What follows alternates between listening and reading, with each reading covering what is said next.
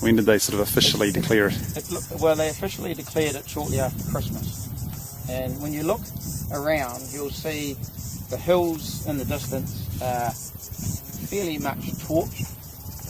In other words, whatever was growing on them is no longer growing and is either trying to hibernate or die. But you'll notice this farm is green. It's got a light shade of green. And it's a characteristic of this valley. This valley, even in its most severe drought, and this is as severe as it comes, not unlike last year, which was our worst season because of drought. And now we've got another. It looks like it's normal, but it actually isn't. It's quite disastrous.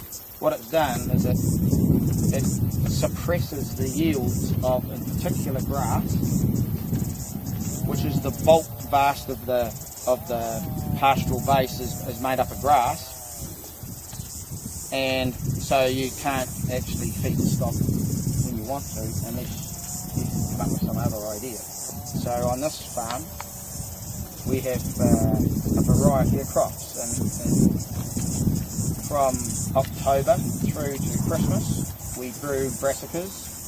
You guys like sweets? Turnips?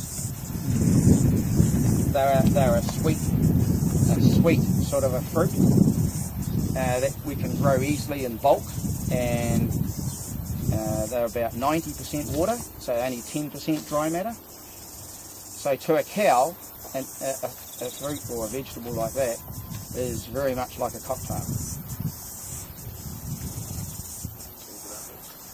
And we're learning a lot about how to grow these cocktails more and more and more, and especially on this farm because I've done it for 8 years, so I've probably had more experience than most. But the next wave or generation of cocktail is going to be what they call a rutabaga or fodder beet.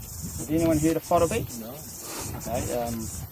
Basically, fodder beet is a turnip, and a turnip is sort of about this big at its biggest, and generally no bigger than your fist, right? And it's a fodder beet is like a turnip on steroids. So the fodder beet is this big and hard to carry because of its weight, but takes a year to grow and sucks up an enormous amount of nutrients, and is quite pernickety. In other words, it's not just throw the seed in the ground like other crops and they grow. It's got to be carefully tended. It's got to be continually sprayed. Bugs love it. Disease loves it.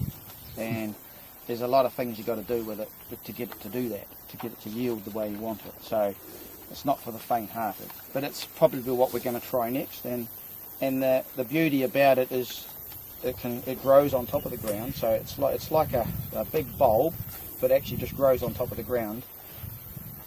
And the animal can be fed it on top of the ground, self-feeding. They eat it like a zipper. They knock it over, and then they eat it from side to side until it's all gone. Very fleshy, very high in moisture, relatively low in dry matter, but mostly sugar. So a carbohydrate feed.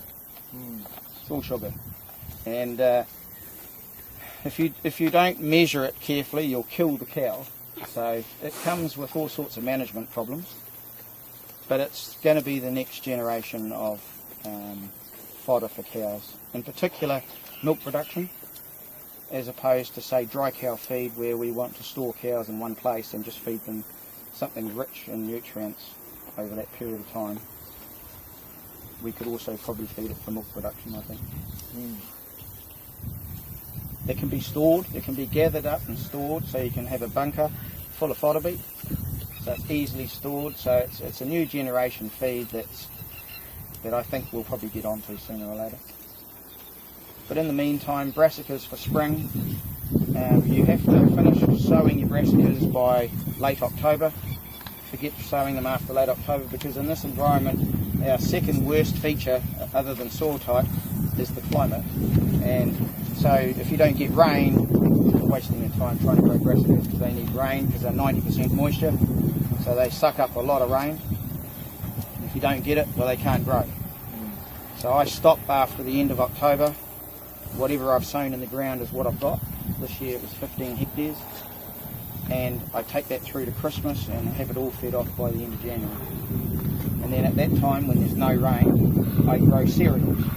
Cereals don't need rain, and one of them is sorghum. So that particular crop down there has had no rain in 90 days. Other than the rain we got just the other day, which wasn't much. And Cyclone Lucy. We missed Cyclone Lucy, so we couldn't get anything out of it. You said the farms at the valley got a lot more. That's the valley. Yeah. That's the valley to Warkworth. They got 70 mil. And it stopped on those ranges, those hills there. Did you get anything much coming down the river though? No. No, 70 mil is chicken feed. Just disappears, yeah. If it did 100 mil, we might get something down the river. And if it did it in an hour, we definitely get something down the river. Right. Okay. And what about those big king tides we had over the summer, which affected us a little? Talk about that.